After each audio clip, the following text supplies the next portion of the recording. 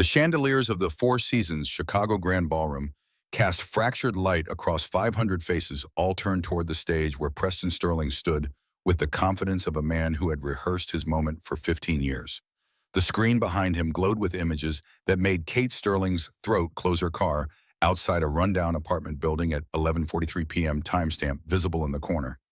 Another photo, her hand almost touching the shoulder of a black man in a janitor's uniform, both of them laughing over coffee in the Foundation cafeteria at 3:17 a.m. A third image, her kneeling beside a little girl with puffed ponytails, helping with what looked like a science project. Preston's voice carried the practiced concern of someone who had spent weeks crafting each word. The microphone amplified every syllable to the donors, board members, and journalists who had paid $2,000 per plate to attend the Sterling Foundation annual gala.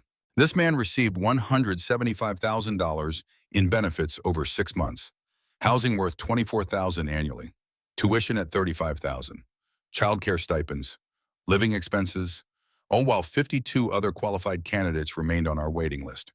The room held its breath. Camera phones rose like flowers turning toward the sun, each one recording what would become the most watched Foundation scandal video of the year. Kate's fingers gripped the edge of the head table so hard, her knuckles whitened against the linen cloth. The navy Valentino gown she wore suddenly felt like armor that had failed every seam, a weakness exposed. Preston advanced his presentation to a spreadsheet, numbers highlighted in accusatory red. The Foundation program was designed to help healthcare workers return to their fields. This participant's background check reveals he worked as a night custodian at Willis Tower. Before that, an Amazon warehouse associate. Before that, various handyman jobs paid in cash. His application listed previous nursing experience from 8 years ago. A murmur rippled through the ballroom. Kate saw Thomas Wright, the board member, who had questioned her leadership 3 times in the past year, lean back in his chair with the expression of someone watching a prediction come true. She saw Dr. Ellen Rosenberg, the only person who had stood by her through every doubt, close her eyes as if witnessing a car accident in slow motion. "I want to be clear." Preston held up both hands in a gesture of reasonableness that made Kate want to scream. "I'm not suggesting anything improper has occurred. I'm simply asking our generous donors, is this the best use of your charitable contributions? Or has our CEO confused philanthropy with personal interest?"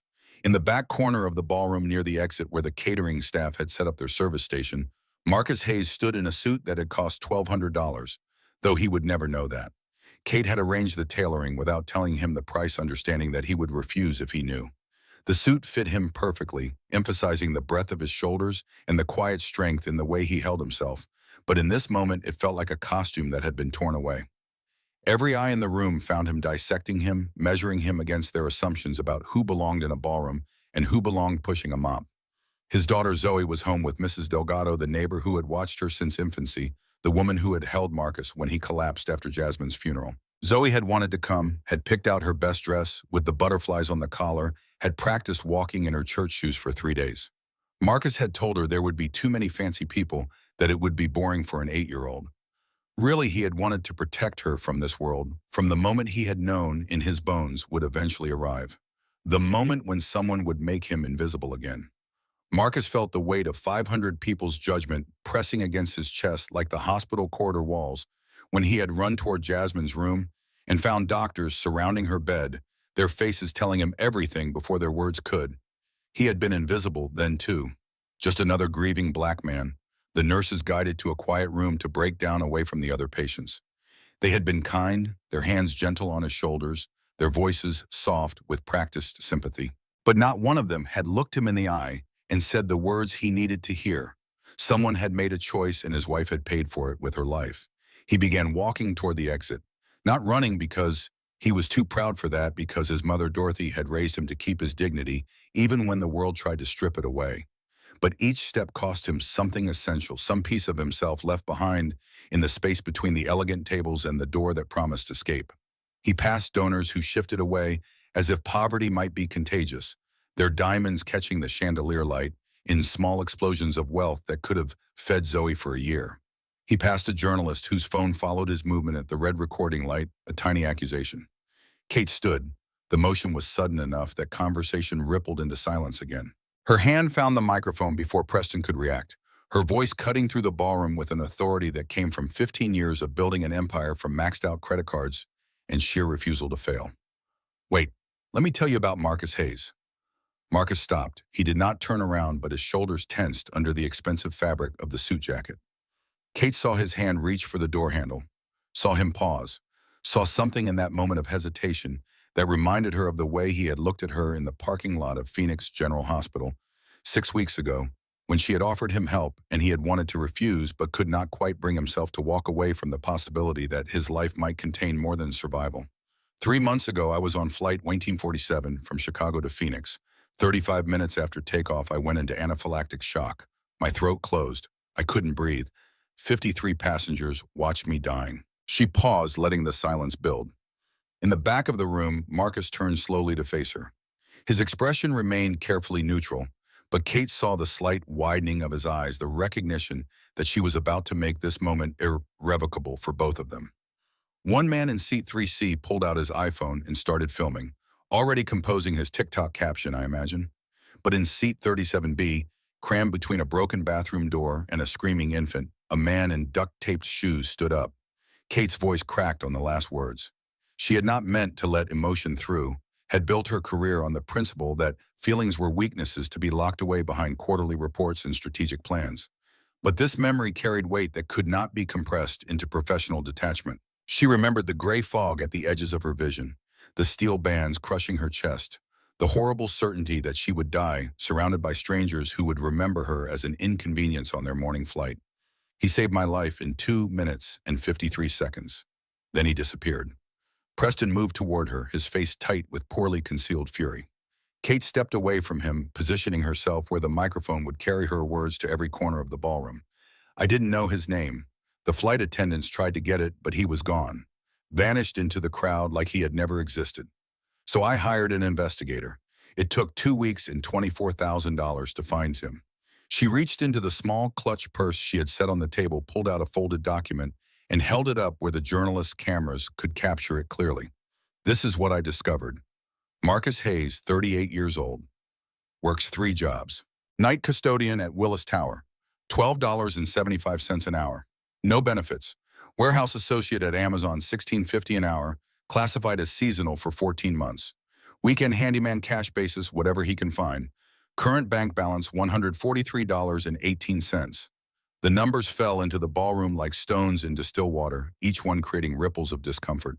Kate saw faces shift, saw the easy judgment begin to complicate itself with something that might have been shame. She pressed forward, her voice gaining strength from the truth she had carried alone for too long. When I found him, yet I also found this. She pulled out another document, this one thicker medical record she had obtained through channels that would likely get her sued if anyone examined them too closely. His wife, Jasmine Hayes, died 4 years ago. Childbirth complications, postpartum hemorrhage at Sterling Medical Partners Hospital. The last 3 words hit the room like a detonation. Sterling Medical Partners was a subsidiary of her company, a network of 12 hospitals across Illinois and Indiana that generated 42% of Sterling MedTech's annual revenue. Kate saw board members exchange glances, saw Thomas Wright lean forward with sudden attention, saw Preston's face drain of color as he began to understand where this was going. The medical records indicate that insurance authorization for the necessary procedure was delayed 47 minutes. By the time approval came through, it was too late. Jasmine Hayes bled out on a delivery table while an algorithm calculated whether her life was worth the expense. Kate's hands shook as she held the document. She had read these records 17 times, had memorized every timestamp, every notation, every clinical observation that translated to preventable death. The report was written in the passive voice that medical records always used, as if no one had made decisions, as if tragedy simply happened, rather than being allowed to happen by people who could have chosen differently. The medical debt from that hospitalization totaled $847,000. Marcus Hayes filed for bankruptcy in 2017. He lost his house. He lost his career as an ICU nurse at Northwestern Memorial, where he had worked for 7 years with exemplary performance reviews. He lost everything except his daughter, who was 8 days old when her mother died. Marcus stood absolutely still in the back of the ballroom. His face remained composed, but Kate saw the slight tremor in his hands, the way his jaw tightened against whatever he was feeling. She had promised herself she would not do this to him, would not expose his pain to strangers who had no right to it. But Preston had made that choice for both of them, and the only way forward was through the fire. So yes, I created a scholarship program. Yes, I personally recruited Marcus Hayes. And yes, he received $175,000 in benefits over 6 months. He also scored in the 91st percentile on his recertification exams. He led a successful code blue during his clinical rotation that saved a patient's life. His attending physician called him the most naturally gifted nurse she had seen in 20 years. Kate turned to face Preston directly. Her brother looked smaller, somehow diminished by the exposure of his cruelty. They had the same eyes, the same sharp cheekbones that came from their mother, but where Kate had channeled her grief into building something, Preston had let his fester into this moment of calculated destruction. This program wasn't charity, Preston. It was the bare minimum of what we owed. And if you had done 5 minutes of research instead of hiring someone to photograph me drinking coffee, you would have known that. The ballroom erupted. Journalists shouted questions. Board members huddled in urgent conversation. Donors pulled out phones to call their lawyers or their PR teams. Preston stood frozen at the podium, his carefully constructed attack collapsing under the weight of facts he had not bothered to discover. Kate walked away from the head table, away from the chaos she had ignited, straight toward the man who had saved her life and asked for nothing in return. Marcus met her halfway. The space between the elegant tables became a no man's land, where a billionaire and a janitor stood, facing each other, while 500 people watched and tried to understand what they were witnessing. Kate wanted to apologize, wanted to explain that she had never meant for his story to become public spectacle. But before she could speak, Marcus did something that stopped every conversation in the room. He extended his hand. His palm was rough with calluses from years of manual labor. His fingers marked with small scars from warehouse work and emergency repairs, and all the ways poverty demanded payment from the body. Kate took his hand, felt the strength in his grip, felt something pass between them that had nothing to do with charity and everything to do with two people who had both learned that the systems meant to protect them could kill just as easily. 3 months earlier, the words appeared on the screen behind them as Preston's presentation software automatically advanced to the next slide, unaware that the script had been abandoned. But the phrase was perfect, an accidental cue for the story that needed to be told. Kate looked at Marcus, saw him nod slightly, and began. The Honda Civic had 251,000 miles on the odometer and a check engine light that had been glowing for 8 months. Marcus Hayes sat in the driver's seat at O'Hare's Economy parking lot at 4:30 in the morning, watching his daughter sleep against the window with her one-eyed teddy bear clutched to her chest. Zoe's mouth hung slightly open, her gap-toothed smile visible even in sleep, her hair escaping from the puff ponytails he had tried 3 times to secure correctly. The butterfly barrettes she insisted on wearing made her look younger than 8, made him ache with the impossibility of protecting her from everything the world would eventually demand. The plane ticket had cost $139 on Spirit Airlines. He had saved it over 4 months by skipping lunch at the warehouse, by telling Zoe they were having breakfast for dinner because eggs were cheaper than anything else, by walking the 3 miles from his night custodian shift to his day warehouse shift to save $2.50 in bus fare. He had calculated every penny, had moved numbers in his mind, like chess pieces, had played a game where the stakes were getting to Phoenix before his mother died, and there was no winning move that did not cost something essential. His phone buzzed. Dr. Patterson, the text message notification read, Phoenix General Hospital. Marcus opened it with hands that wanted to shake, but could not afford the luxury of falling apart before he had driven Zoe to Mrs. Delgado's apartment and caught the 6 a.m. flight that would get him to Arizona by 9:15 if everything went perfectly, and nothing ever went perfectly. Your mother's condition has deteriorated significantly overnight. If you want to see her, you should come now. I'm sorry. The clinical brevity of the message felt familiar. Marcus had written similar texts during his 7 years in the ICU at Northwestern Memorial, had learned to compress tragedy into 14 words that acknowledged pain without drowning in it. He understood that Dr. Patterson was telling him his mother had hours, maybe less, that pancreatic cancer in its final stage did not negotiate or grant extensions for sons who needed to work 3 jobs to keep a roof over their daughters' heads. Marcus closed his eyes and saw his mother's face, not as it was now hollowed out by disease and morphine, but as it had been when he was 6 and his father had left with a 23-year-old secretary and a promise that he would send money that never arrived. Dorothy Hayes had worked double shifts at Denny's for 19 years, had put every tip into a jar marked Marcus's future, had refused to let him take on debt for nursing school because she remembered her own mother dying with unpaid hospital bills that had followed the family for a decade.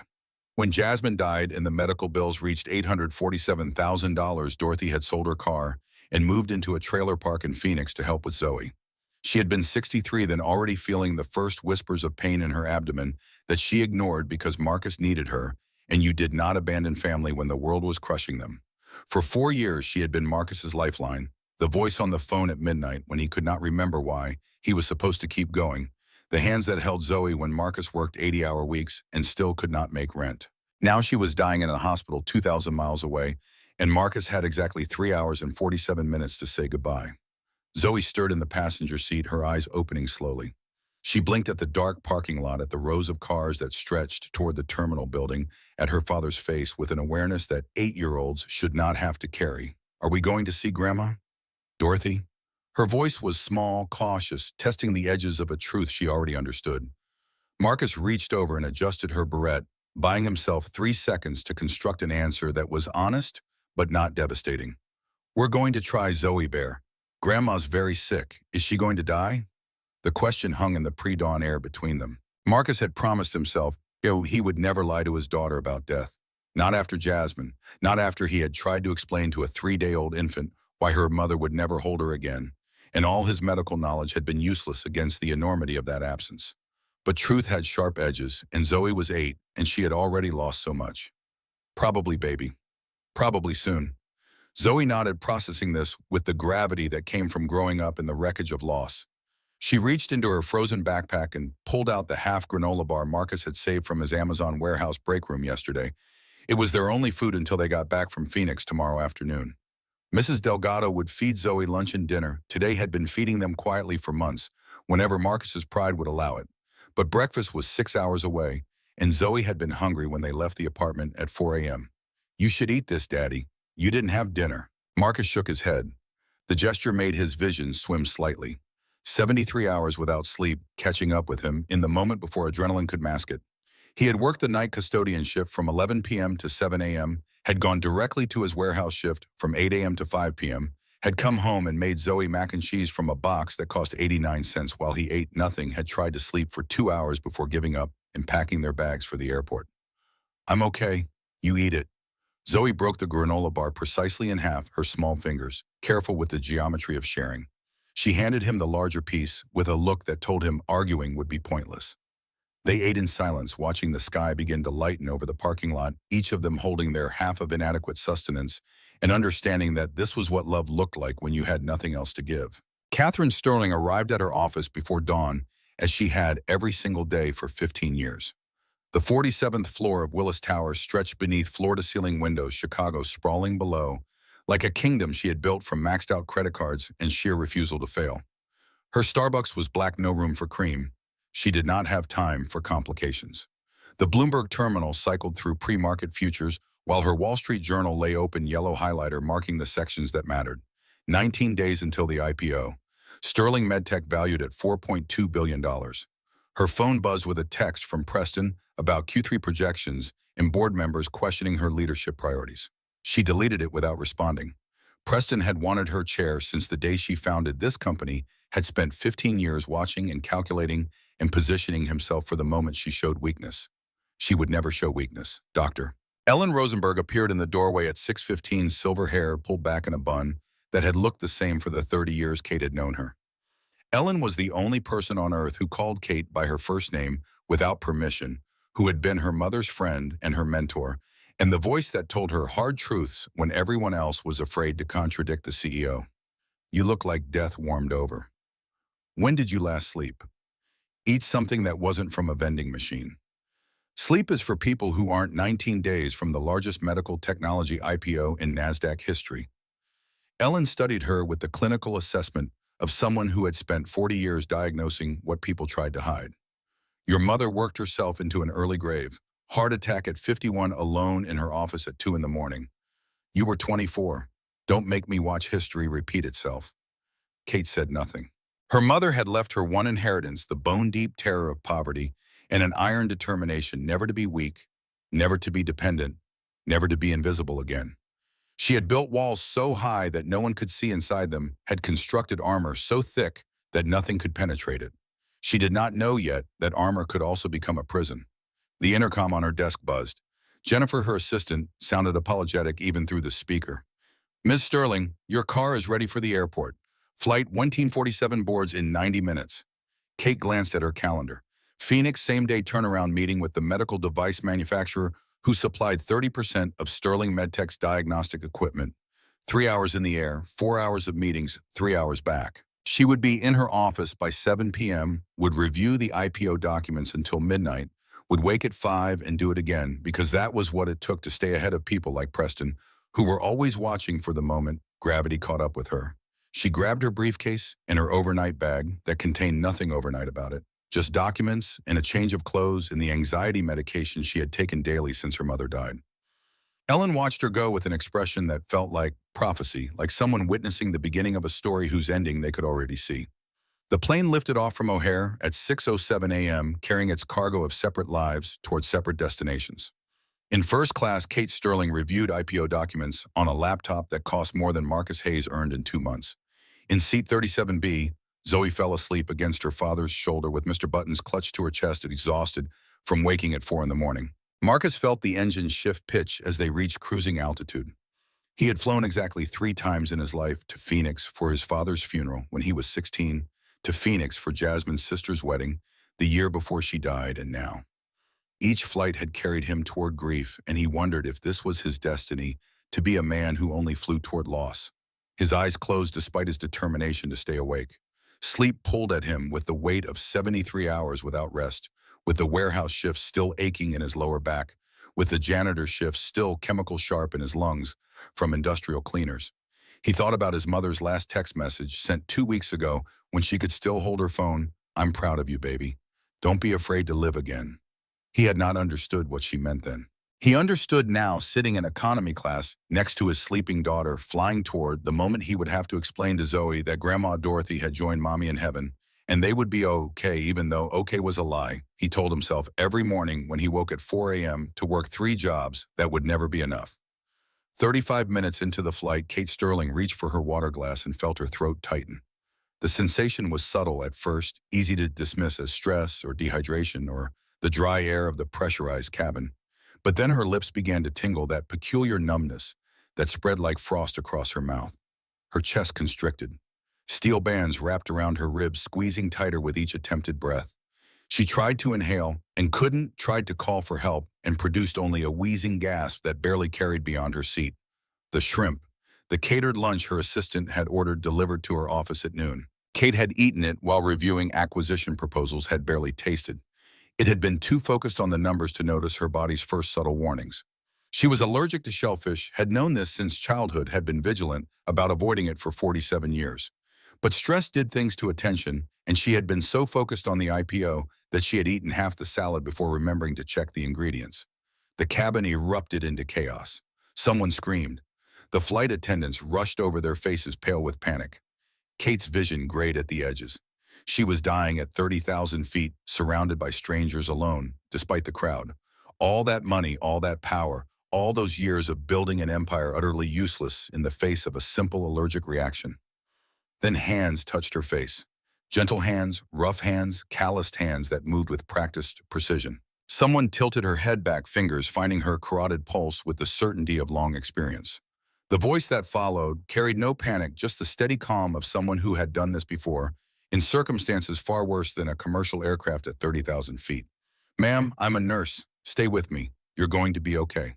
Through the gray fog consuming Kate's vision, a face materialized, brown eyes holding hers like anchors in a storm. A man with exhaustion carved into every line around his mouth, worry etched across his forehead, but his hands steady as he assessed her pupils, her breathing, the cyanosis spreading across her lips. Behind him, a small face appeared, a little girl with tangled curls and a one-eyed teddy bear watching with solemn terror. "Daddy, is the lady going to die?" "No, baby. She's going to be just fine." The certainty in his voice defied everything happening in Kate's body. Her airway was closing, her heart racing toward cardiac arrest, her blood pressure dropping as histamine flooded her system. But something in this stranger's voice made her believe him anyway. Marcus's hands remembered everything. 8 years away from nursing, 8 years of scrubbing toilets and loading boxes, but muscle memory does not forget. His fingers moved through the assessment protocol without conscious thought. Airway compromise, pulse weak and thready at 130 beats per minute, lips progressing from pink to blue. Classic anaphylaxis, severe and progressing fast. She's in anaphylactic shock. I need the emergency medical kit now. Does anyone have an EpiPen? The flight attendant scrambled toward the front galley. Marcus positioned Kate's head to maximize airway opening, checked her breathing pattern, noted the wheezing that indicated bronchospasm. The kit arrived. He grabbed the epinephrine auto-injector, checked the dosage, positioned it against her lateral thigh. 1, 2, 3. He pressed firmly, felt the spring mechanism release, counted the 10 seconds required for complete administration. Kate's body jerked slightly. Marcus began his assessment again. Pulse still thready, but maintaining. The epinephrine would take 60 to 90 seconds to reach therapeutic effect if it was going to work at all. Breathe with me, in and out, slow and steady. You're doing great. Color began returning to her face. The steel bands around her chest loosened incrementally. She gasped, coughed, breathed. The cabin erupted in applause, but Marcus barely heard it. He was already calculating the next decision point: monitor for biphasic reaction, prepare for second dose. If symptoms returned, arrange for paramedic evaluation on landing. The flight attendant touched his shoulder. Sir, you saved her life. Can we get your name for our records? Marcus checked his watch, 7:52 a.m. Mountain Time. His mother was dying in Phoenix, and he had used 7 minutes he did not have. Monitor her closely. Second dose in 15 to 20 minutes if symptoms return. Have paramedics waiting at the gate. He stood, took Zoe's hand. His daughter looked up at him with eyes that had seen too much loss for someone so young.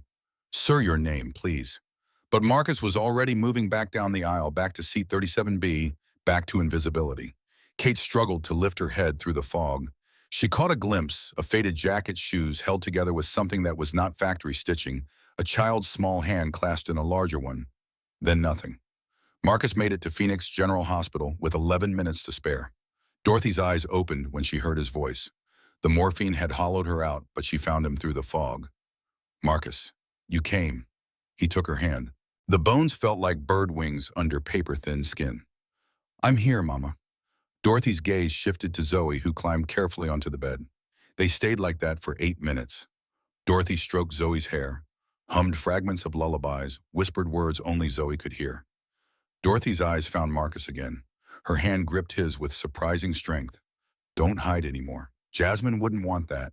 Promise me you'll live again, not just survive. Live, I promise, Mama. Dorothy smiled. The morphine pulled her under. Her breathing slowed, each inhalation coming further apart. At 9:47 a.m. Mountain Time, Dorothy Hayes took her last breath while her son held her hand and her granddaughter pressed against her side. Zoe did not cry. She simply held Mr. Buttons tighter and looked up at her father. Is Grandma with Mommy now? Yes, baby. They're together. 2,000 miles east, Kate Sterling lay in a private suite at Northwestern Memorial Hospital, machines beeping confirmation of her survival. The doctors had kept her for observation, standard protocol for anaphylaxis given the risk of biphasic reaction in the hours following exposure. She had argued, had insisted she needed to return to work, had pulled rank and threatened to sign herself out against medical advice.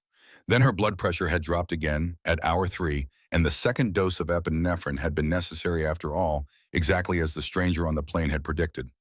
Ellen Rosenberg sat in the visitor chair reading through emails on her tablet, but mostly watching Kate with the clinical assessment of someone who had known her since she was a girl, building business plans in her mother's kitchen. You should rest. I've been resting for 6 hours. You almost died 6 hours ago. Rest means more than being horizontal. Kate stared at the ceiling tiles, counting the small perforations in the acoustic material, because focusing on something quantifiable kept her mind from spiraling into the gray fog of dying alone at 30,000 feet. 53 people had watched her airway close. One had filmed it. Only one person had moved, and she did not even know his name. The man who saved me. I need to find him. Ellen set down her tablet. Why? Kate turned her head to meet her mentor's gaze. Because in 47 years, I've never met anyone who helped me without wanting something in return. I need to understand what that means. Maybe it means exactly what it appears to mean. Some people are kind without calculating the return on investment. The words landed with more weight than Ellen had intended. Kate looked away, back to the ceiling tiles, back to the safety of things that could be counted and controlled. She had built her empire on the principle that everything was a transaction, that kindness was weakness disguised as virtue, that the only person you could trust was yourself.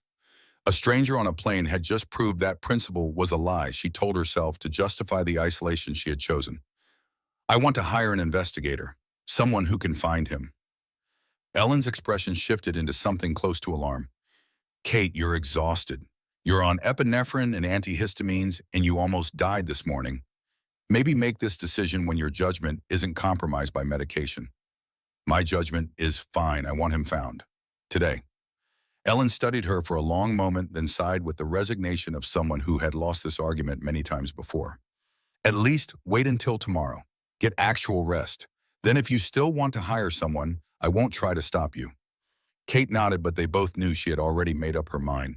The stranger who had saved her life had become a puzzle that demanded solving a variable in an equation that refused to balance. She would find him, understand him, categorize him into a framework that made sense. That was what she did. She solved problems. She did not yet understand that some people could not be solved, only witnessed. Declan Thorne charged $500 per hour and was worth every penny. He had spent 20 years with the FBI's Chicago field office before retiring into private investigation work that paid better and required less paperwork. Kate hired him on the phone from her hospital bed at 4 in the afternoon, authorized a retainer of $24,000 without blinking, and told him she needed results within 2 weeks. The investigation consumed 13 days. Thorne worked methodically, starting with the flight manifest for United Flight 1847 from Chicago to Phoenix, 847 passengers. He narrowed it down to men traveling with children, 27 candidates. Then he cross-referenced with the flight attendants' descriptions: African-American male, late 30s, seated in economy section 37, faded clothing child, approximately 7 to 8 years old. That gave him 4 possibilities. 2 were traveling with sons. 1 was traveling to Phoenix for vacation, his social media showing beach photos and resort reservations. The 4th man had no social media presence at all, which in itself was interesting. Thorne ran background checks on all 4. The 4th candidate's results made him pause. Marcus James Hayes, previous address foreclosure, current address month-to-month rental in Chicago South Side. Employment history in the past 8 years, exclusively manual labor and service positions. But before that, 7 years as a registered nurse at one of Chicago's premier hospitals. Thorne dug deeper. Hospital records showed exemplary performance reviews. Then abrupt resignation in January 2017 with no disciplinary issues noted. The pattern suggested personal crisis, not professional failure. He pulled credit reports, found the bankruptcy filing from March 2017. Medical debt, $847,000. The number was too specific to be random. Thorne requested public records for the bankruptcy proceedings. The medical debt traced back to Sterling Medical Partners Hospital, Chicago. Childbirth complications. Patient deceased Jasmine Bellamy Hayes. Thorne sat back in his chair and did the math. Kate Sterling's subsidiary hospital. Marcus Hayes' wife. An authorization delay that Thorne's sources in the medical community confirmed was unusually long. A settlement with a non-disclosure agreement that buried the case under legal expenses. He compiled everything into a comprehensive report, delivered it to Kate's office on a Thursday morning, exactly 13 days after she had hired him. Kate opened it alone, having sent her assistant home early, having locked her office door against interruption. The first page contained a photograph, a black man in his late 30s, weathered features, tired eyes, standing outside an aging apartment building on Chicago's South Side. He wore the uniform of a night custodian, dark blue work pants, and a matching shirt with a name patch that read Marcus. She read through the file methodically. Current employment, previous employment, educational background, financial status that painted a picture of someone barely surviving despite working 87 hours per week. Then she reached the section about Jasmine Hayes, and her hands began to shake. Sterling Medical Partners Hospital. Her subsidiary. Her system.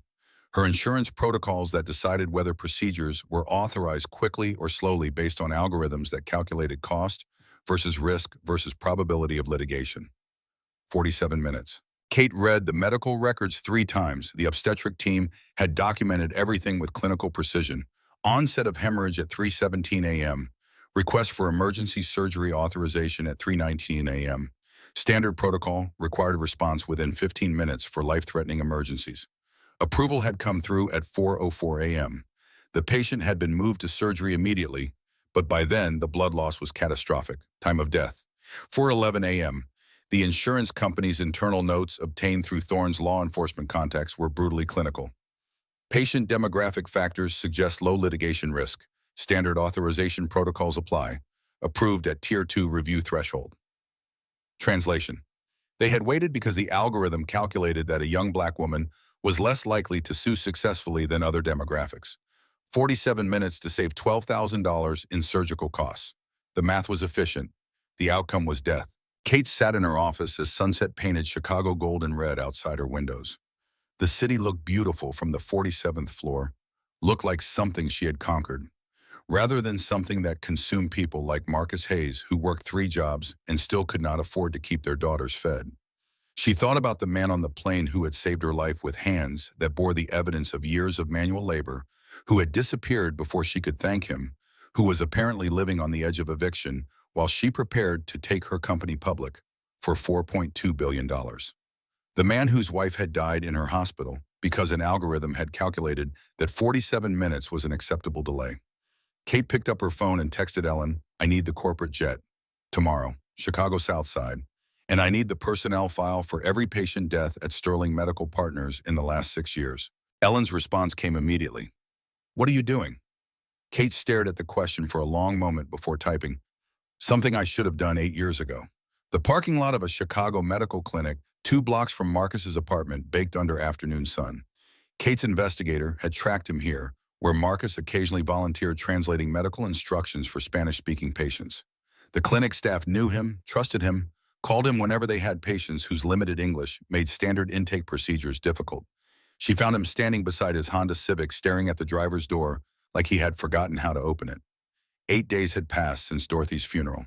He had spent the period functioning on instinct paperwork, choosing the cheapest casket at $2,800 a service attended by 11 people returning to his custodial shift because missing work meant missing rent, then immediately to his warehouse shift because the bills never stopped arriving. The sound of expensive heels on asphalt made him turn. Kate Sterling walked toward him across the parking lot, completely out of place in this landscape. Everything about her screamed money. The Hermes scarf, the Louboutin shoes clicking on sun-cracked pavement, designer sunglasses that probably cost more than his monthly rent. He almost did not recognize her. Then he did. "I've been looking for you." His laugh scraped out hollow and bitter, the sound of someone who had heard promises before and learned they meant nothing. "You shouldn't have.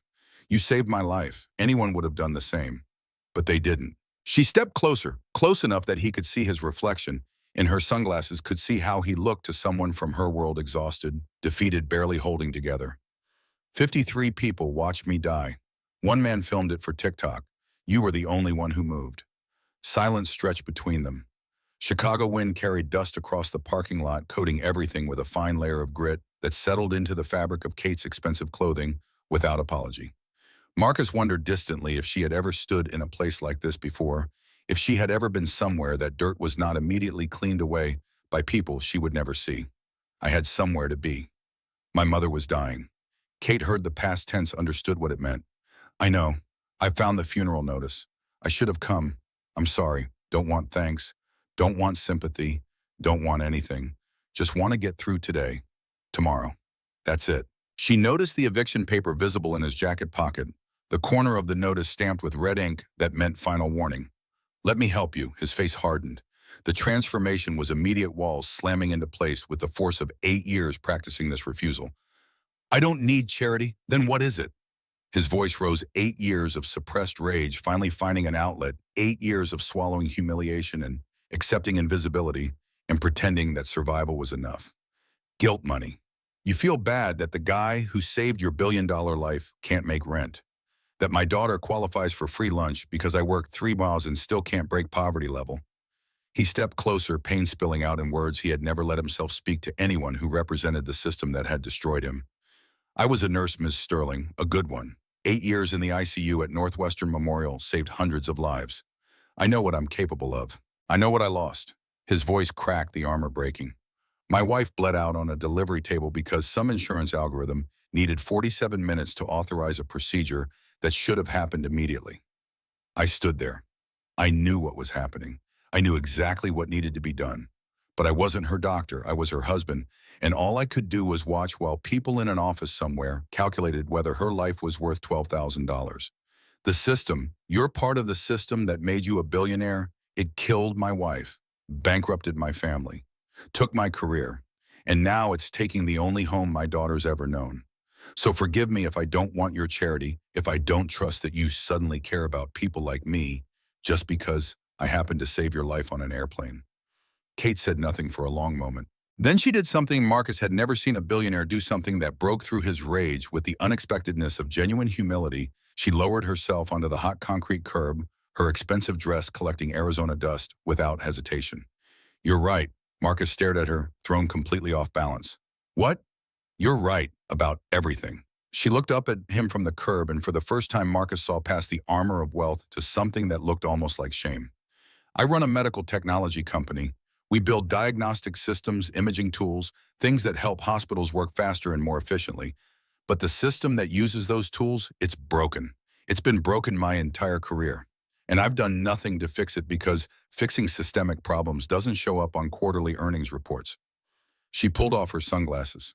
Her eyes were red-rimmed with exhaustion that expensive concealer could not quite hide. "I almost died on that plane.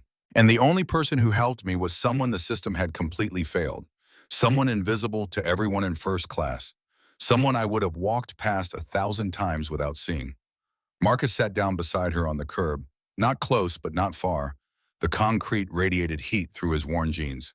They sat there in the parking lot of a free clinic on Chicago's South Side, two people from completely different worlds united temporarily by the truth that systems were designed to create winners and losers, and both of them had learned that lesson through blood. "What do you want from me?" Kate's answer came slowly, carefully, like someone testing the weight of words before committing to them. "Honestly, I don't know yet. I've been thinking about this for 2 weeks. What if there was a program, healthcare reentry, for nurses and other medical professionals who left the field?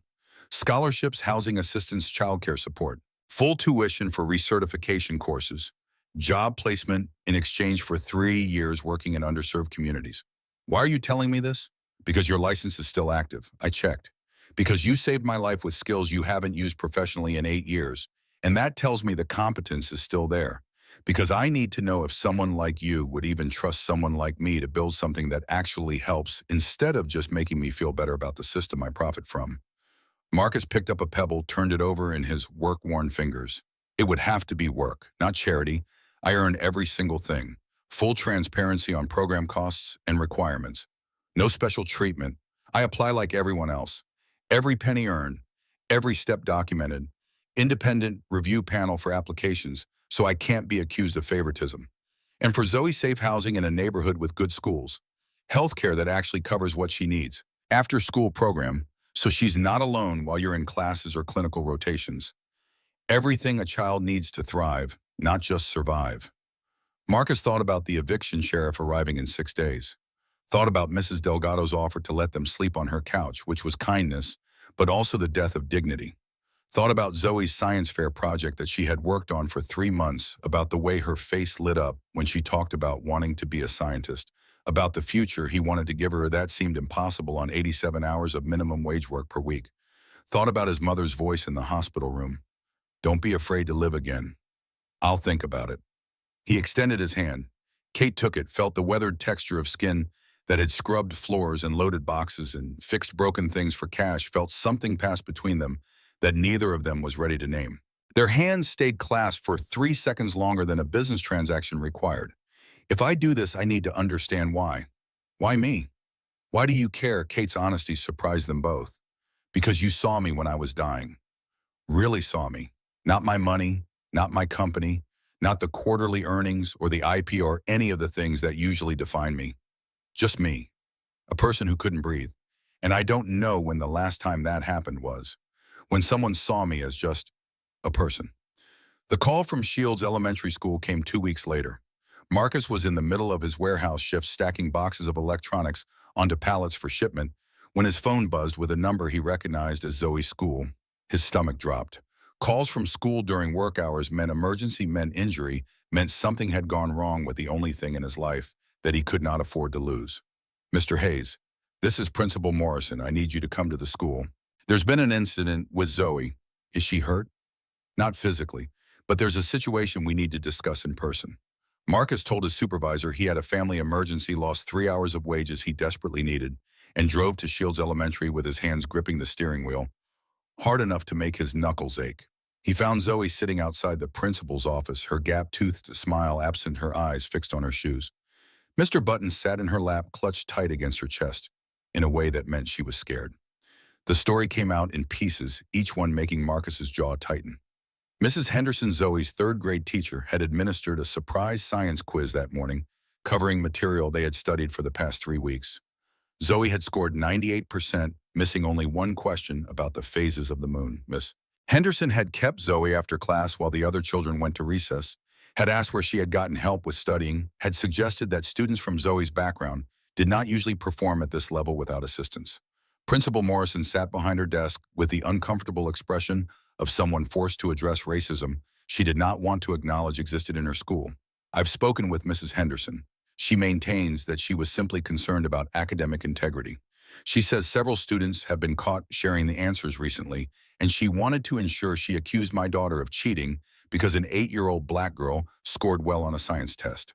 I don't think we need to make this about race, Mr. Hayes. Marcus's voice stayed calm, controlled every word chosen with the precision of someone who had learned that showing anger in situations like this only confirmed the assumptions people had already made.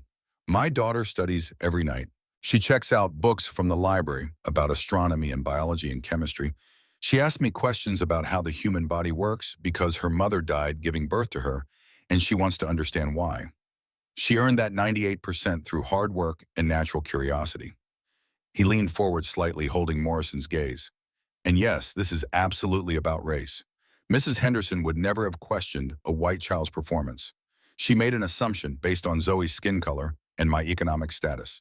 She violated district policy on discriminatory assumptions. I want it documented. I want a formal investigation. And I want Zoe moved to a different classroom. Principal Morrison shifted uncomfortably in her chair. Mr. Hayes, I understand you're upset, but accusations like that are very serious. Mrs. Henderson has been teaching here for 12 years. 12 years of making these assumptions. That's even worse. The meeting ended with promises of investigation and diversity training that Marcus knew would amount to exactly nothing. The system protected itself always, but he had planted a flag, had made it clear that he would not accept this quietly, and sometimes that was all you could do. He took Zoe's hand and walked her out of the school building, past Mrs. Henderson's classroom, where the teacher watched through the window with an expression that said she would remember this challenge to her authority. What Marcus did not know, Mrs. Henderson's sister was married to the cousin of Preston Sterling's wife. The connection was distant enough to avoid obvious conflict of interest, close enough that family gatherings included discussions of Kate's foundation projects and the kinds of people who were being given opportunities they supposedly had not earned. By that evening, through a network of family phone calls and social connections that Marcus would never see, Preston Sterling would know about the black custodian in Kate's scholarship program who had defended his daughter against academic integrity concerns. By the next morning, Preston would have decided this man represented a threat that needed to be managed. In the car, Zoe finally spoke, her voice small and uncertain. I didn't cheat, Daddy. I know, Zoe Bear. You're brilliant. Never let anyone make you feel small. Why did Mrs. Henderson think I cheated? Marcus gripped the steering wheel, searching for an answer that was honest but not devastating. Because some people can't imagine that kids who look like you can be just as smart as anyone else. They see your skin color or where we live or what I do for work, and they make assumptions. But they're wrong. You're going to keep proving them wrong every single day. Will it always be like this? The question hit him harder than he expected. He wanted to lie, wanted to promise that the world would be fair if she just worked hard enough. But he had promised himself he would never lie to his daughter about the realities she would face. Sometimes, but you're not alone. There are people who will see you, really see you, and recognize how special you are. And you have me, always. Preston Sterling's office occupied the northeast corner of Sterling MedTech headquarters with views of Lake Michigan and furniture that announced success without speaking. He sat behind a desk made from reclaimed barnwood that had cost $18,000 and reviewed the private investigator's report on Marcus Hayes with growing unease. The scholarship program had been Kate's project from the beginning. Preston had voted against it in the board meeting 3 months ago, had argued that foundation resources should focus on research grants and equipment donations rather than individual charity cases. He had lost that vote 7-2 with only Thomas Wright supporting his position. Kate had approved $500,000 for a pilot program supporting 10 healthcare workers, and Preston had filed the defeat away as ammunition for the inevitable moment when Kate's sentimentality damaged the company's bottom line. Now that moment had arrived. His CFO knocked and entered without waiting for permission. The IPO documents needed Kate's signature by Friday, but she had been distracted for weeks, missing executive committee meetings, disappearing to the foundation offices, reviewing files that had nothing to do with medical device manufacturing. The CFO wanted answers. Preston had them, but they would not help the IPO timeline. She's obsessed with that janitor from the plane. The one who saved her life. The CFO blinked, processing this. The janitor is in our scholarship program. Preston pulled up Marcus Hayes' application on his monitor, rotated the screen so his CFO could see the file. Former ICU nurse at Northwestern Memorial, resigned in January 2017, accepted into our program 6 weeks ago. Kate personally recruited him. Waived the normal application timeline, so she's grateful. That's not a scandal. Preston clicked to the next page in his private investigator's more comprehensive report. His wife died at the Sterling Medical Partners Hospital in December 2016. Postpartum hemorrhage. Insurance authorization delayed 47 minutes. Family received a wrongful death settlement of $175,000 and signed a non-disclosure agreement. The case was classified under general legal expenses to avoid regulatory reporting. The CFO's face went pale. Does Kate know Preston opened another file, this one marked confidential, legal affairs, executive access only? Inside were 73 case summaries, all deaths at Sterling Medical Partners facilities over the past 6 years, all involving treatment authorization delays, averaging 43 minutes for Black and Latino patients versus 11 minutes for white patients, all settled with NDAs and classified under general legal expenses to avoid regulatory reporting requirements. Marcus Hayes' wife was case number SC22847. If she doesn't know yet, she will soon. The man's a registered nurse. He understands medical records. If he ever gets access to our authorization protocols or comparative data, he'll see the pattern. And when he does, the IPO is dead. No investor will touch a company with 73 wrongful death settlements buried in the books and a potential civil rights lawsuit pending. What do you want to do? Preston leaned back in his $1,800 ergonomic chair, calculations running through his mind faster than the Bloomberg terminal could track futures prices. We document everything about Hayes, his building access logs as a custodian, his time in the foundation offices, his interactions with Kate. We build a comprehensive case that he's using the program to access company files for purposes of litigation. When the time comes, we terminate him for cause and make it very clear that Kate's judgment was compromised by personal feelings of gratitude. That's risky. If it looks like retaliation against a whistleblower, Preston's smile did not reach his eyes. It won't be retaliation. It will be protecting shareholder value from a CEO who let a legal liability infiltrate the company because she felt guilty about a plane ride. Marcus Hayes excelled in the scholarship program in ways that surprised everyone except himself. The pharmacology exam that tested drug interactions and contraindications felt less like new learning and more like remembering a language he had spoken fluently before choosing silence. He scored 91%, not the highest in the class, but solid enough to prove he belonged, that he had not somehow faked his way through nursing school 8 years ago. The clinical rotation brought everything back with a force that left him shaking after his first shift. Northwestern Memorial Hospital assigned him to the cardiac ICU, the same floor where he had worked for 7 years, where some of the attending physicians still remembered him. The first code blue came 20 minutes into his shift, 67-year-old male ventricular fibrillation unresponsive. Marcus's body moved before his mind could panic.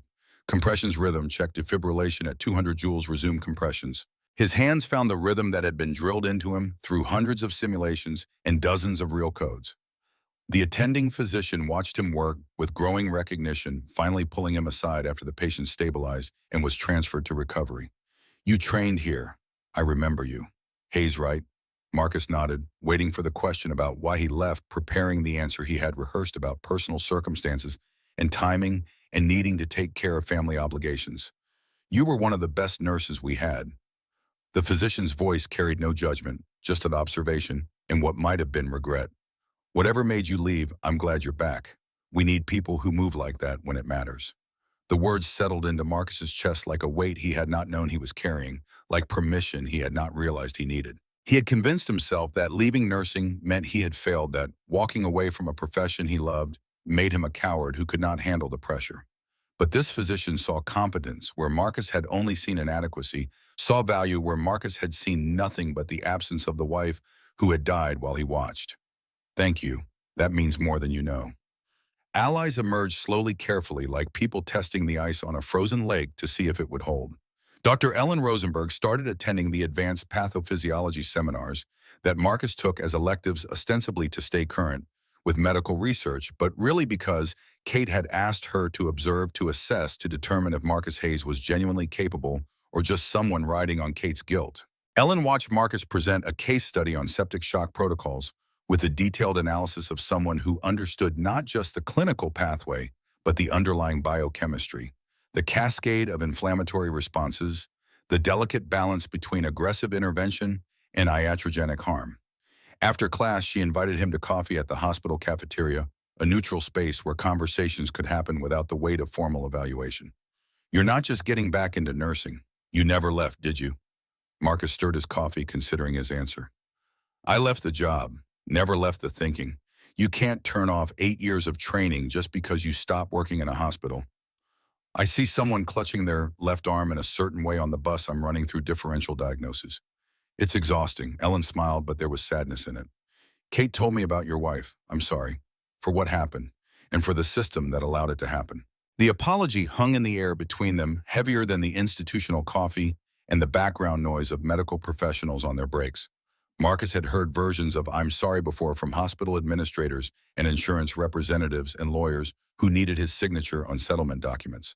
But Ellen's apology carried something different, acknowledgement that sorry was inadequate, but necessary anyway, that some harms could not be repaired, but still deserve witnessing. I've been trying to report patterns in our authorization delays for 3 years. Ellen's voice dropped lower, taking on the tone of someone sharing information that could have professional consequences. The board won't listen. They say I'm being overly cautious, that delays are normal operational variants, that the algorithm is designed to prevent unnecessary procedures and control costs. How many cases Ellen pulled out? Her phone opened a spreadsheet she had clearly been maintaining for years with the meticulous care of someone who knew that documentation was the only defense against institutional denial. 73 deaths across Sterling Medical Partners facilities in 6 years, all involving treatment authorization delays averaging 43 minutes, disproportionately affecting Black and Latino patients. Average delay for white patients is 11 minutes. Marcus stared at the numbers, his medical training automatically calculating the statistical significance. 43 minutes. Jasmine had waited 47, 4 minutes longer than the average, but well within the pattern. The numbers were clear, mathematical, undeniable. Someone had designed a system that calculated the value of human life based on demographic data and concluded that some people were worth faster response times than others. Do you have documentation beyond this spreadsheet? Everything? Ellen's eyes held his with the intensity of someone who had been waiting years for someone to ask that question. Medical records, authorization, timestamps, insurance, approval forms, patient demographic data. I've been keeping copies of everything in case anyone ever wanted to actually investigate, instead of just dismissing my concerns as paranoia. Why are you showing me this? Because Kate Sterling is trying to figure out why she's alive and your wife is dead. And I think you deserve to know it wasn't random. It wasn't bad luck. It wasn't an isolated incident. It was a system working exactly as it was designed to work. The evidence gathering became Marcus's second education, the PhD program he had never enrolled in, but was completing anyway through necessity and rage transformed into methodology. Rosa, the janitor supervisor who had hired him 3 years ago, when no one else would, revealed she had been keeping deleted emails for 6 years on a private server in her basement. I knew something was wrong. Rosa's basement smelled like old books and determination, like someone who understood that history belonged to whoever kept the records. Every time an email came down from management about not reporting incidents, about settling claims quickly and quietly, about avoiding regulatory attention, I forwarded it to myself before deleting it from the company server.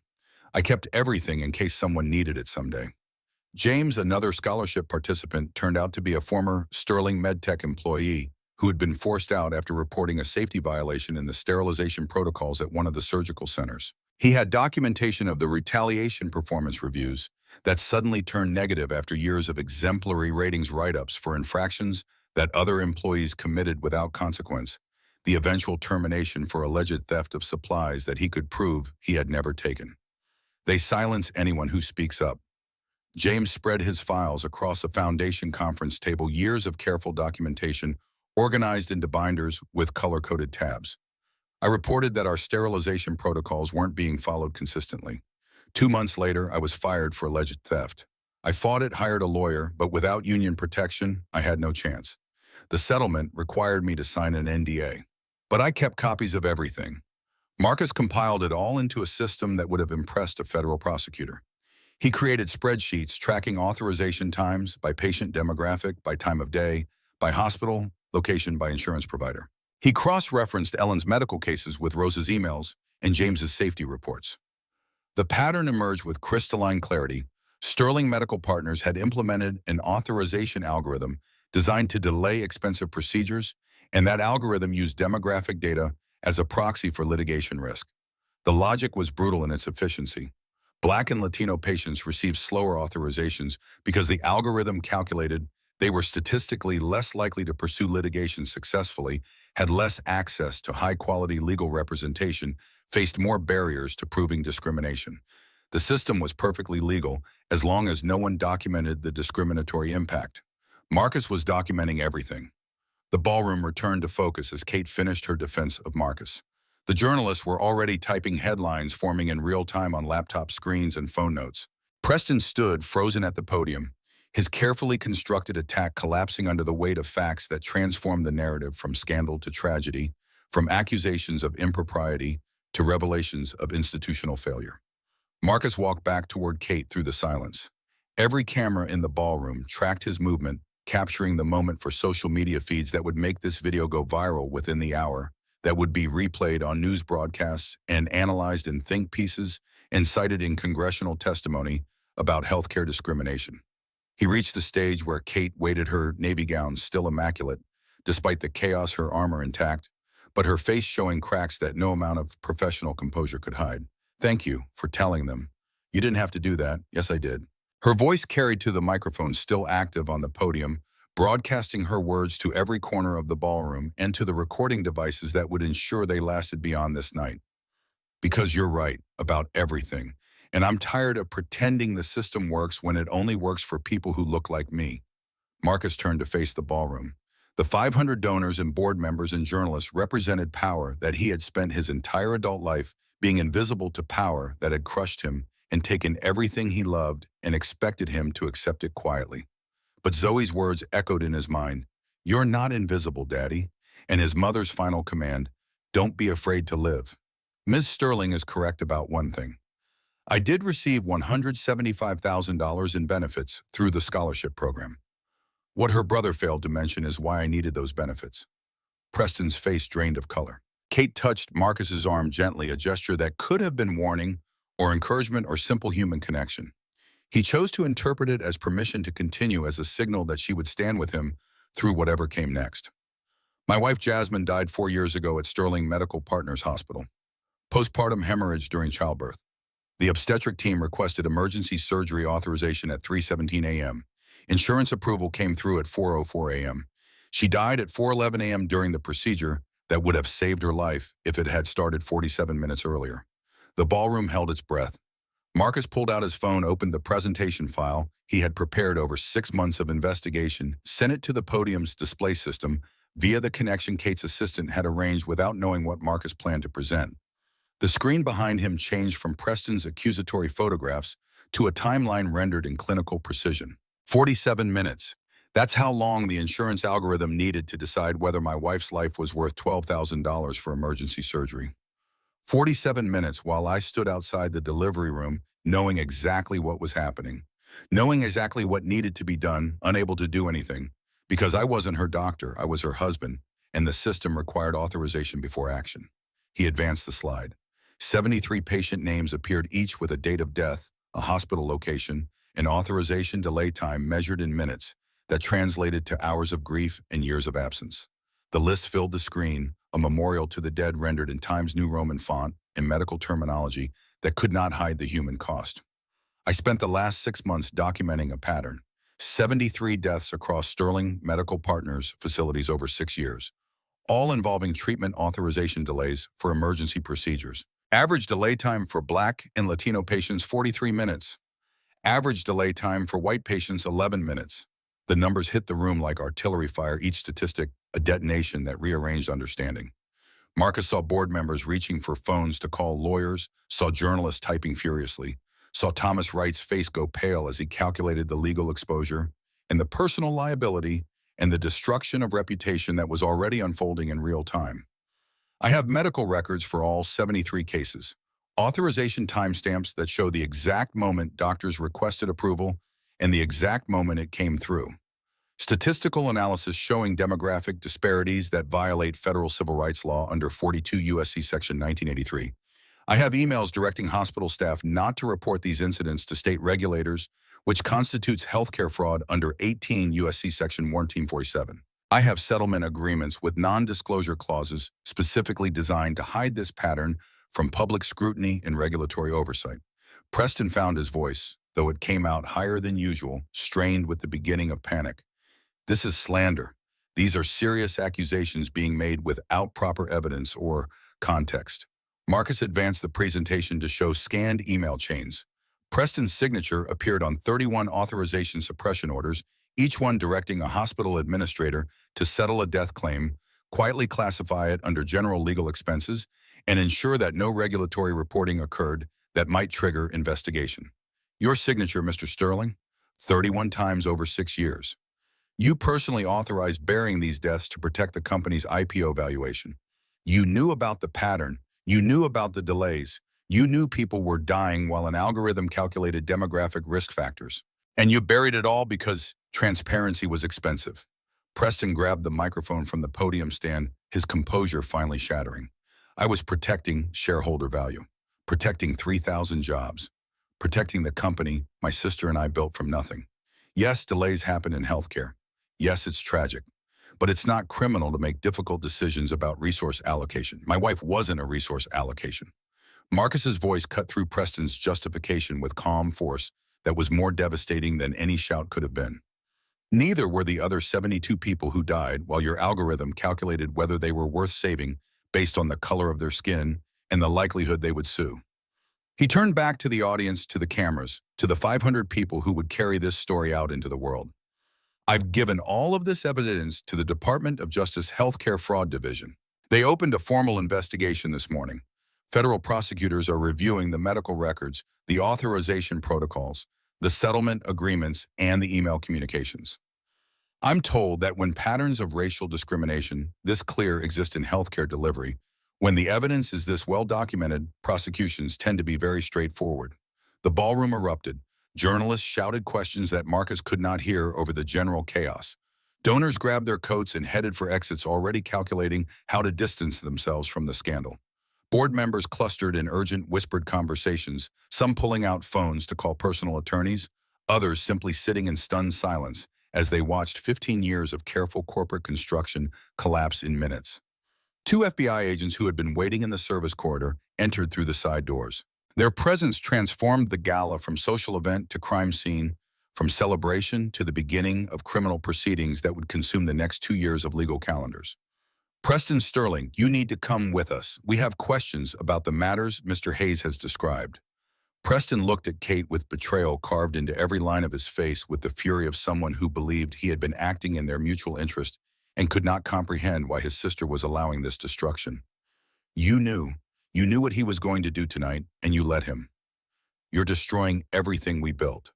Kate's voice was quiet, but carried steel that cut through Preston's protest. I knew you killed 73 people to protect stock prices. I knew you tried to silence the one person brave enough to document it. And yes, I knew Marcus deserved the chance to tell the truth. If that destroys what we built, then maybe we built it on a foundation that deserved to crumble. You're throwing away $4 billion, 3,000 mom, 15 years of work. For what? For him, Kate removed her gala credentials lanyard, set it on the podium with the finality of someone making an irrevocable choice. For them. For the 73 families you treated as acceptable losses. For every patient who will die in the future if this system continues operating as designed. That's what I'm choosing. The FBI agents escorted Preston toward the exit. He turned back once looking for sympathy or support from the board members who had voted with him just days earlier in the emergency session where they had discussed how to handle the Marcus Hayes problem. They avoided his gaze, already calculating their own legal exposure, already drafting statements for their lawyers about how shocked and horrified they were to learn of these allegations. Marcus watched Preston leave and felt none of the triumph he had expected. This was not victory. This was necessary amputation, cutting away infected tissue to save the body, but the operation was painful and the recovery would be long and uncertain. The real work would come in the months and years ahead, in the trials and settlements and regulatory reforms that might prevent the next 73 deaths. Kate touched his shoulder. What happens now? Now we face the consequences. Both of us. The immediate aftermath was chaos measured in news cycles and legal filings and phone calls from journalists who wanted exclusive interviews and documentary producers who saw potential Emmy material. By Monday morning, the media coverage was relentless and inescapable. CNN led their morning broadcast with Sterling MedTech CEO's brother arrested in massive healthcare fraud. The chyron scrolling across the bottom of the screen read 73 deaths allegedly buried to protect company valuation. Racial disparities in treatment, authorization times documented. MSNBC ran extended segments on algorithmic bias in medical care, bringing in healthcare policy experts and civil rights attorneys to discuss the broader implications. Local Chicago news stations camped outside Sterling MedTech headquarters, interviewing employees who were learning about the scandal alongside the rest of the world who had worked for the company for years without knowing what was being buried in the legal expenses. Preston Sterling had been formally charged with 47 counts of healthcare fraud, 31 counts of mail fraud in connection with the interstate settlement payments, and 15 counts of civil rights violations under federal law. The charging documents, now public record, detailed a conspiracy that had operated for 6 years with the knowledge and participation of multiple senior executives. Felix Okonkwo was arrested at his home in Evanston at 6 a.m. Monday morning, still in his pajamas, when FBI agents knocked on his door. They found him packing a suitcase, a printed flight confirmation to Toronto on his phone showing a departure time of 10:15 a.m. He was charged as an accessory to healthcare fraud and with obstruction of justice for the fabricated termination attempt against Marcus. His lawyer negotiated a plea agreement within the week, full cooperation with federal investigators, in exchange for reduced sentencing recommendations. 5 board members resigned within 72 hours. Thomas Wright's law firm issued a carefully worded statement expressing shock and dismay at the allegations, pledging full cooperation with authorities, and noting that the firm had relied on client representations that were now revealed to be incomplete or misleading. The statement was a masterpiece of legal positioning, protecting the firm while creating distance from the scandal. Sandra Chen stayed on the board, but recused herself from all matters related to the investigation, the settlement negotiations, and the restructuring that would inevitably follow. She had voted against some of Preston's initiatives, had raised concerns about the authorization delay patterns when Ellen Rosenberg first brought them to the board's attention 3 years ago. Her paper trail would protect her from prosecution, but not from the knowledge that she could have pushed harder, could have done more. Kate postponed the IPO indefinitely. The announcement came in a terse press release issued at 4:47 p.m. on Monday. Sterling MedTech announces postponement of planned initial public offering pending resolution of ongoing federal investigation and comprehensive review of medical authorization protocols. The company's private valuation, based on recent venture capital funding rounds, plummeted from $4.2 billion to approximately $600 million within days. The company's major investors demanded emergency meetings. Several threatened lawsuits for misrepresentation and fraud, claiming they had relied on financial statements that failed to disclose the massive legal exposure hidden in general expense categories. Kate's lawyers spent 16-hour days in conference rooms negotiating standstill agreements, trying to prevent a cascade of litigation that would destroy whatever remained of the company. The restructuring was brutal and necessary. 300 employees were laid off in the first month as Sterling MedTech contracted to a sustainable size without the expected IPO capital infusion. Kate personally called each one to apologize, an exercise that took her 16 hours spread across 2 days and left her voice hoarse and her eyes red from crying in the brief moments between calls. "I'm sorry. We failed you. The company failed you. I failed you." That was what she said to each person, variations on the same theme of accountability and regret. Some people were gracious, understanding that she was trying to do the right thing in an impossible situation. Others were angry, and they had every right to be. Kate listened to all of it, accepted all of it, because that was the minimum she owed to people losing their jobs because of choices she had not stopped her brother from making. Marcus's face appeared everywhere. CNN wanted exclusive interviews. NPR producers called his phone repeatedly, leaving voicemails offering to develop a podcast series about his investigation and the broader implications for healthcare justice. Local news stations sent reporters to his apartment building, creating a gauntlet of cameras and microphones he had to navigate just to take Zoe to school. He declined most requests. The few statements he gave were brief, measured, carefully focused on the systemic issues rather than personal narrative or emotional appeal. This isn't about me, it's not about my family. It's about 73 families who deserve justice and a healthcare system that needs to value all patients equally, regardless of their demographic characteristics. That was his standard response, delivered in the same calm tone he had used at the gala, refusing to provide the dramatic sound bites the media wanted. Zoe handled the attention with surprising resilience, the kind of strength that 8-year-olds develop when they have already survived worse than media attention. Other kids at Shields Elementary asked if her daddy was famous now. She told them her daddy was just trying to help people like her mommy. The simplicity of an 8-year-old's moral clarity cut through the media circus in ways that adult commentary could not. Mrs. Henderson, the teacher who had accused Zoe of cheating, was quietly transferred to another school district within the week.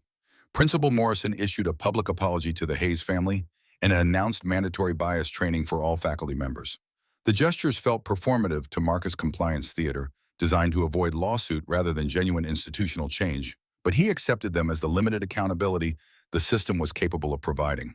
The Department of Justice investigation consumed 18 months of calendar time and thousands of person-hours of legal work. Federal prosecutors built their case methodically, interviewing hundreds of witnesses, subpoenaing millions of documents from Sterling Medtech servers, reconstructing the full scope of the conspiracy from fragments of deleted emails and carefully buried settlement agreements. The evidence was overwhelming in both volume and clarity.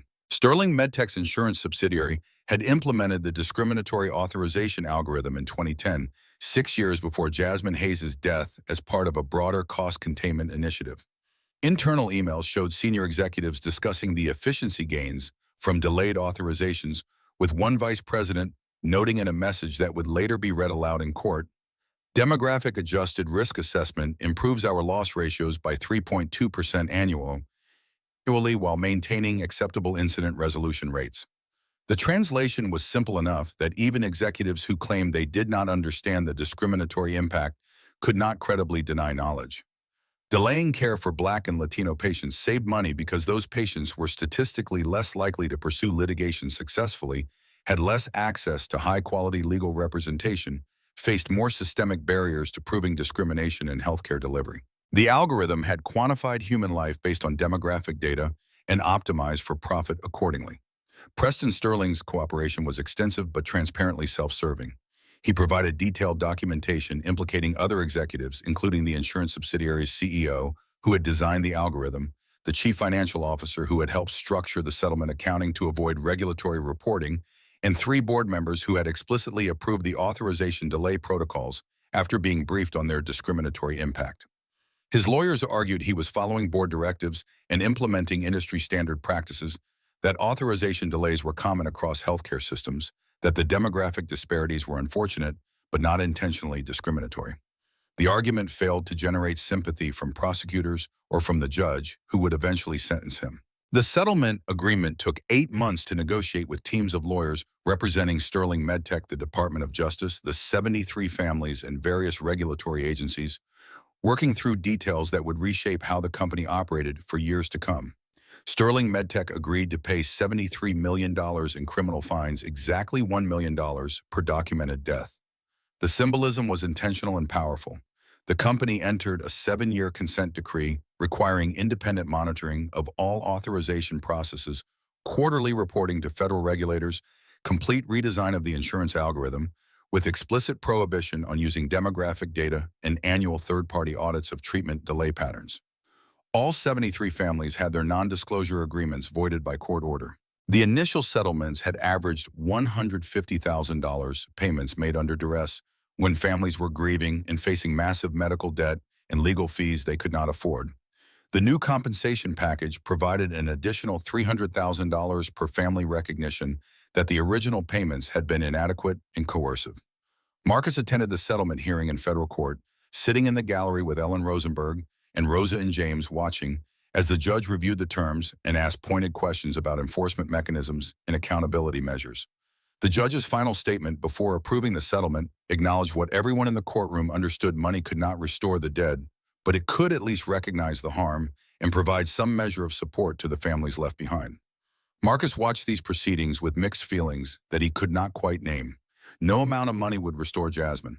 No settlement could give Zoe back the mother she had never known, could not fill the absence that had shaped his daughter's entire childhood. But the acknowledgement mattered. The public recognition that these deaths were preventable, that they resulted from choices made by people who valued profit over patience, carried weight that money alone could not. The broader impact rippled outward faster than anyone anticipated. Illinois State Representative Maria Gonzalez, who had lost her own mother to delayed cancer treatment authorization 2 years earlier, introduced legislation in January requiring mandatory reporting of any treatment authorization delay exceeding 15 minutes. The bill included provisions for demographic data collection and analysis penalties for patterns of discriminatory delay and funding for state oversight. The bill passed with overwhelming bipartisan support in March and was signed into law by the governor in April. Within 2 years, 8 other states had adopted similar measures based on the Illinois model. The legislation became known informally as Jasmine's Law. Though the official titles varied by state, and some legislators preferred more generic names that avoided association with any single case, healthcare administrators complained about increased paperwork and regulatory burden. Industry lobbyists argued the reporting requirements were onerous and would drive up costs. Patient advocacy groups celebrated it as overdue accountability, as recognition that healthcare delivery could not be optimized purely for profit without regard to equity. The Centers for Medicare and Medicaid Services issued new federal regulations governing authorization algorithms 18 months after the settlement. The rules specifically prohibited the use of demographic data as risk factors in authorization decisions, or required insurance companies to report average authorization times disaggregated by demographic categories, mandated investigation of any disparities exceeding 5 minutes, and created whistleblower protections for healthcare workers who reported discriminatory patterns. Industry lobbyists fought the regulations with millions of dollars in campaign contributions and carefully orchestrated pressure campaigns. The regulations passed anyway, propelled by media coverage of the Sterling scandal and sustained public outrage at algorithmic discrimination in healthcare. Marcus testified before congressional committees 3 times during the regulatory development process, always wearing the same hat Kate had bought him for the gala, always delivering the same message in his characteristic calm. These regulations won't prevent every death. They won't eliminate every disparity. But they will make it harder to hide patterns, harder to treat some patients as worth less than others, harder to optimize healthcare delivery purely for profit without considering equity. That was what he told the House Committee on Energy and Commerce, the Senate Health Committee, and a joint hearing of state insurance commissioners. That is what we owe to the 73 families and to every future patient who deserves equal care regardless of demographics. Preston Sterling's trial was brief because it never actually occurred. He accepted a plea agreement that gave him 18 months in federal prison rather than risk the 15 to 20 years prosecutors threatened if he was convicted on all counts after trial. The plea required him to forfeit all Sterling MedTech stock options, agree to permanent prohibition from serving as an officer or director of any publicly traded company, and cooperate fully with ongoing investigations into other executives' conduct. The sentencing hearing was emotional in ways that surprised even the prosecutors, who had spent months building the case. 3 family members who had lost relatives to authorization delays gave victim impact statements. Marcus was not among them. He had chosen to let others speak, understanding that his voice had already been heard repeatedly, and other families deserved the opportunity to be witnessed in their grief. A woman named Patricia Williams spoke about her husband Robert, who had died of a heart attack after a 49-minute authorization delay for emergency cardiac catheterization. She held a photograph of Robert in his Army uniform, his smile wide and proud, and spoke directly to Preston. "You never met my Robert. Never knew he served 2 tours in Afghanistan. Never knew he coached Little League baseball and made the kids laugh when they struck out. You just saw demographic data that said he probably wouldn't sue. You were wrong about that, but you were right that I couldn't afford the kind of lawyers you have. So I took your money and signed your paper and tried to move on. But I never forgot. I never stopped knowing that someone chose to let him die. Thank you, Mr. Hayes, for making sure the world knows too." The judge who sentenced Preston noted that his cooperation had been instrumental in documenting the full conspiracy, But that cooperation did not erase the deaths his decisions had caused. The sentence was on the lower end of federal guidelines, disappointing some victim advocates who had hoped for harsher punishment. But the prohibition on serving in corporate leadership was permanent. The forfeiture of stock options was complete, and the public humiliation was comprehensive. Felix Okonkwo received 14 months for his role in burying complaints in attempting to fabricate cause for Marcus's termination. He served 9 months in minimum security before being released to a halfway house for the remainder of his sentence. His lawyer portrayed him as a mid-level employee following executive directives, a characterization that infuriated Marcus, but was apparently persuasive enough to generate sympathy from the judge. The insurance subsidiary's CEO received 36 months. The chief financial officer received 24 months. Lesser executives and managers received fines and probation.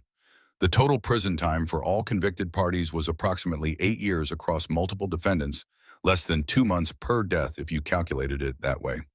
Marcus tried not to calculate it that way. Justice was imperfect, and the criminal sentences were only one dimension of accountability. The civil settlements mattered. The regulatory reforms mattered. The public exposure of the algorithm's discriminatory impact mattered. The precedent that might prevent future deaths mattered more than the years any individual spent in prison. But some nights alone in his apartment, after Zoe had gone to sleep in her own room in the better apartment the foundation housing allowance had made possible, he still did the math. 8 years total across multiple people who had participated in killing 73. Jasmine had been 32 when she died. She would have been 36 now. Zoe would have been 12 instead of 8 when her mother died. The people responsible would all be free again before Jasmine would have turned 40. Kate Sterling stepped down as CEO of Sterling MedTech 14 months after the gala once the settlement was finalized and the consent decree was in place and the restructuring had stabilized the company at a sustainable size. The company needs leadership untainted by association with the scandal. I agree with that assessment. I recommend Dr. Ellen Rosenberg as my replacement. The board voted unanimously in favor. Ellen accepted with visible reluctance, understanding that running Sterling MedTech during a 7-year consent decree period would be thankless work, that every decision would be scrutinized, that profitability would have to coexist with compliance in ways the company had never managed before. But she also understood that someone needed to ensure the reforms were implemented seriously, rather than treated as compliance theater to satisfy regulators while maintaining business as usual. Kate redirected $500 million of her personal wealth into the Jasmine Hayes Memorial Foundation. The foundation operated 3 programs that Marcus had helped design: healthcare worker re-entry scholarships for 30 nurses, paramedics, and respiratory therapists annually, college scholarships for 50 children of medical malpractice victims, and a legal defense fund for whistleblowers facing retaliation from healthcare corporations. She offered Marcus the position of Vice President of Patient Safety and Ethics at a salary of $165,000 with full benefits, retirement contributions, and a housing allowance that would finally allow him and Zoe to move out of their subsidized apartment into something with space for Zoe to have friends over and for Marcus to have a home office. Their negotiation was frank and sometimes uncomfortable, conducted over coffee at a neutral location rather than in foundation offices where the power dynamic would have been too unbalanced. I'm not interested in being your redemption story. If I do this, I need real authority to investigate and report on healthcare institutions, including this foundation, including Sterling MedTech. If I see problems, I need independence to call them out publicly. Kate's response was immediate. I'd be disappointed if you didn't hold us accountable. That's exactly why I want you in this role. Someone who understands both the clinical side and what it means to be failed by the system. Their working relationship evolved into something that resembled partnership. Not romance, though the media tried repeatedly to construct that narrative with headlines about the unlikely alliance and photographs from the gala that showed them standing together. The truth was more complicated and less photogenic. They were 2 people who had learned that transformation required witnessing each other's failures and choosing to build something better from the wreckage. 2 years after Flight 1847, Marcus and Zoe stood at the edge of Lake Michigan on a Saturday morning when Chicago was still quiet and the water looked almost clean in the early light. Zoe was 10 now, tall enough that Marcus had to look down less sharply when they talked, confident enough that her science fair project on cellular biology had won not just the district, but the regional competition. She picked up a smooth stone, examined it with the careful attention she brought to everything, now threw it toward the water in an arc that actually achieved 2 skips before vanishing beneath the surface. Progress. Daddy, do you think Mommy would be proud? The question had become ritual between them, a way of keeping Jasmine present without letting grief consume them, a way of measuring growth against the standard of someone who could no longer see them, but whose values they still carried. Yeah, Zoe Bear, she'd be so proud of you, of how smart you are, how kind you are, how you stand up for people who need help. I meant proud of you. Zoe's voice was matter-of-fact, the tone of someone stating obvious truth that adults sometimes needed to hear. For what you did, for helping those families. Marcus picked up his own stone, managed 3 skips this time, better than his previous record. I think she'd be proud we're still trying. That we didn't let what happened to her make us small or scared or invisible. Kate joined them on the beach carrying coffee and paper cups from the shop 3 blocks over. That charged too much but made it strong enough to matter. She handed one to Marcus, kept the other for herself. Zoe had hot chocolate that left a mustache on her upper lip. The foundation board meeting is Tuesday. We're voting on expanding the scholarship program to include paramedics and EMTs. I could use your recommendation on the structure. Marcus considered this, thinking through logistics and support systems and what people actually needed versus what sounded good in grant proposals. I'll write something up, but I want to make sure we're not just throwing money at people. They need mentorship, community, people who understand what it means to leave healthcare and try to come back. That's why I'm asking you. You know what people need because you needed it yourself. Marcus's phone buzzed. He pulled it out, saw an unfamiliar number with a Phoenix area code. Normally he would ignore it, let it go to voicemail, but something made him answer. Mr. Hayes, this is Angela Rodriguez. My mother she was one of the 73, case SC0847. I got your number from the settlement administrator. I just wanted to say thank you. Marcus's throat tightened. You don't need to thank me. Yes, I do. The woman's voice carried tears, but also something stronger. My mother died when I was 16. I spent 4 years thinking it was just bad luck, just one of those things that happens. Finding out it was part of a pattern, that it was preventable, that someone is being held accountable. It doesn't bring her back, but it means something. It means she mattered, that we all mattered. She mattered. Marcus's voice was rough. They all mattered. I'm sorry I couldn't do this sooner. You did what you could when you could. That's all any of us can do. The woman paused. I'm starting nursing school in the fall. University of Arizona. I'm going to work in underserved communities. Make sure what happened to my mom doesn't happen to someone else's mom. After the call ended, Marcus stood silent for a moment, staring at the phone. Kate touched his arm gently. You okay? He nodded slowly. One of the families. She's going to be a nurse. Zoe looked up at both of them. Does that mean it's working? What you did. Marcus knelt to her level, his daughter's face serious with the weight of questions that mattered. Yeah, baby, I think it means it's working. Not perfectly, not for everyone, but working. Kate's voice was quiet. The new authorization data came in from Illinois yesterday. Average delay comes down to 8 minutes across all demographics. First year with no statistically significant racial disparity. Marcus felt something settle in his chest that he could not quite name. Not happiness, because happiness felt too simple for the complexity of what they had survived, but something adjacent to it. Peace, maybe. The understanding that he had kept his promise to Dorothy, that he was living instead of merely surviving, that he had chosen visibility over safety and found it was survivable after all. Zoe threw another stone. This one skipped 4 times and she pumped her fist in triumph before turning to them with her gap-toothed smile. Did you see that I'm getting better than both of you? Marcus laughed. Practice makes possible, Kate added softly. Impossible makes real. They stood at the water's edge, 3 people who had been strangers before crisis connected them.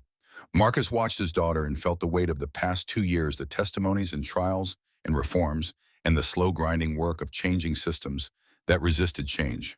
They had not saved all 73 families. They had not prevented every future death from algorithmic bias. But they had changed authorization protocols across 9 states. They had supported 80 healthcare workers back into careers. They had funded college for 100 children. We didn't change the whole world.